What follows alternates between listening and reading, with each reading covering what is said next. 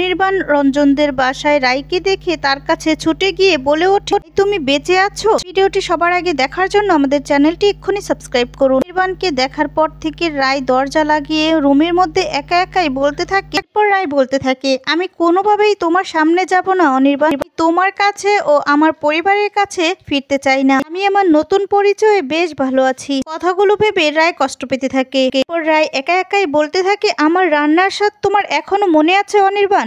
আবারও বলতে থাকে, এসব আমি কি ভাবছি? থেকে দেখা যায় খাবার প্লেটে ঈশা সবার খাবার সার্ভ করে।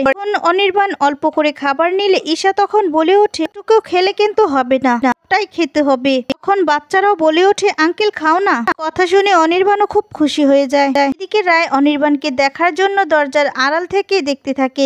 অনির্বাণ সেই ইলিশ মাছের ভাপাটা নিয়ে মুখে দেওয়া মাত্রই তার রায়ের রান্নার টেস্টটা মনে পড়ে যায়। সাথে সাথে প্রশ্ন করে বলে ওঠে, রান্নাটা কে করেছে?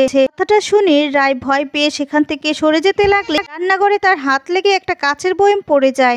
আর সেখানে সবাই ছুটে গেলে অনির্বাণও যায়। আর অনির্বাণ পিছন থেকে রায়কে দেখে অবাক হয়ে যায়, অবাক দৃষ্টিতে তাকিয়ে থাকে। রায় পিছন ঘুরতেই অনির্বাণ রায়ের কাছে গিয়ে ছুটে বলে ওঠে, রায় তুমি বেঁচে আছো? আর কথাটা শুনে রায় খুব ভয় পেয়ে যায়। এমনটাই দেখতে চলেছেন নতুন পর্বে। পরবর্তী আপডেট পেতে চ্যানেলটি সাবস্ক্রাইব করুন। ভিডিওটি কেমন লাগেছে অবশ্যই কমেন্টস করে জানিয়ে একটি লাইক দিয়ে দিবেন।